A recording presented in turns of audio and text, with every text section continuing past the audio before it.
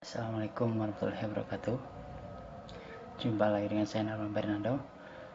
Di kesempatan kali ini saya akan menerangkan tentang aktuator.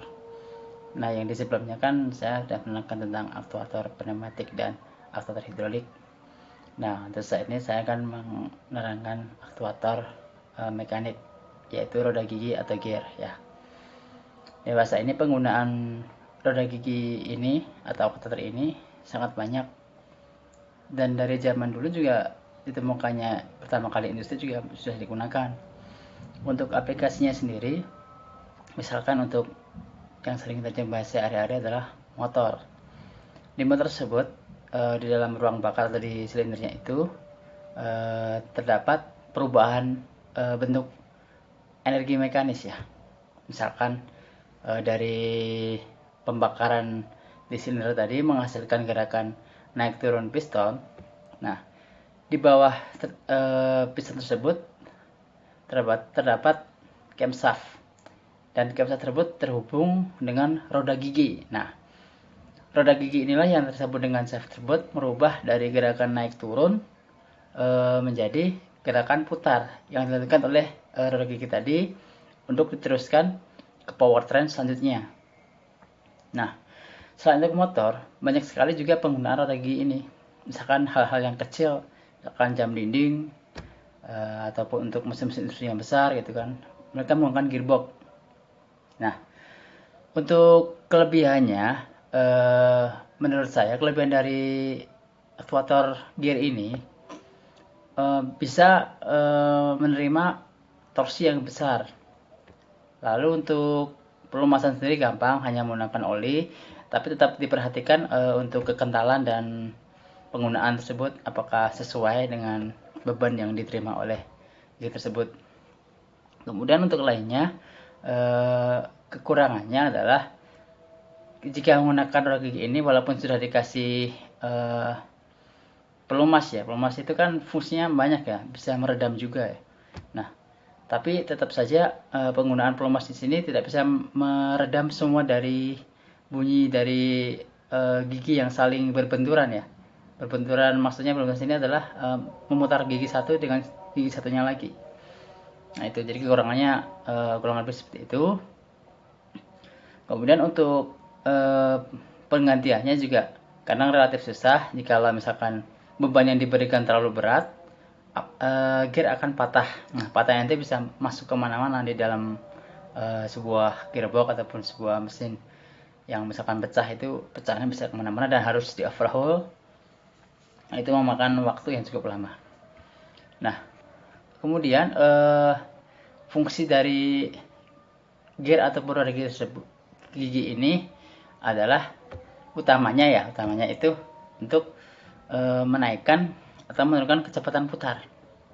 Dan kedua adalah untuk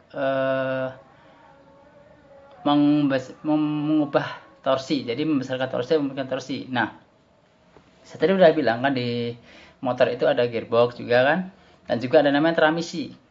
Nah, untuk yang masih menggunakan transmisi manual itu di dalamnya cuma ada gear ya, gear dengan penggeraknya yang disebut dengan misal sliding mesh dan lain-lain sebagainya. Nah, itu untuk mempercepat laju kendaraan ya, itu dari gigi pertama itu yang diatur adalah torsinya dulu. Jadi angkatan pertama pasti torsi ya. Jadi dari gigi yang paling kecil ya, dari driver gear ya paling kecil menggerakkan driven gear yang gede. Jadi di situ kecepatannya masih kecil ya, masih rendah, tapi torsinya gede ini gede. Jadi yang kecil memutarkan yang gede. Kemudian kalau udah mencapai kecepatan tertentu, kita akan merasa butuh kecepatan lagi, kita naikkan. Nah, person tersebut memindah dari gear yang mula-mula di gear 1 itu yang kecil kan, dia akan bergeser ke yang agak gede, dan yang driven gearnya juga akan ikut mekanisme tersebut. Ada garpu untuk memindah dan sliding mesh itu. Jadi dia akan berpindah juga ke gear yang agak kecil.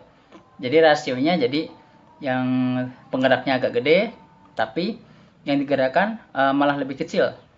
Nah, ini karena kita mencari peningkatan speed atau kecepatan. Saya berbanding berbalik dengan torsinya. Torsinya akan semakin turun karena yang memutarkan juga agak berubah agak besar, tapi yang diputarkan berubah agak kecil. Nah, itu salah satu dari fungsi aktuator gear ya. Dan untuk menaikkan dan menurunkan torsi juga sekalian langsung di situ ya. Nah, untuk klasifikasinya sendiri yang saya tahu itu cuma ada 3 ya, dari diklasifikasikan eh, menurut menurut letak poros ya, letak poros, kemudian menurut arah putaran dan bentuk jalur gigi. Nah, saya bisa menjelaskan tentang yang bentuk alur gigi ya. Nah, ini ada yang gigi lurus, biasanya diaplikasikan untuk beban yang relatif kecil ya, yang lurus itu ya. Lalu ada yang namanya helical, helical itu yang miring ya.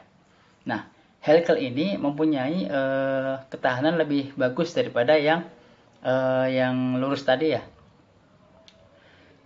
Dan untuk bunyinya sendiri juga nggak terlalu berisik ya, nggak terlalu bising dibandingkan dengan yang lurus tadi, karena jaraknya yang sangat tipis dan seperti menutup ya. Kemudian ada namanya bevel gear ya, atau giginya bentuk kerucut gitu, tapi sumbunya saling berpotongan membentuk 90 derajat, jadi bisa berputar dalam satu arah walaupun putarannya gitu ya. Kemudian ada yang namanya rack dan pinion juga. Nah, itu gabungan biasanya untuk menggeser-geser gitu ya. Kemudian ada roda gigi cacing atau worm gear. Biasanya kalau di mobil itu ada di dalam untuk setirnya ya, di bawah itu ya. Jadi biar terasa ringan dia memakai worm gear tersebut ya. Uh, Mungkin itu saja dari saya. Kurang lebihnya mohon maaf. Wassalamualaikum warahmatullahi wabarakatuh.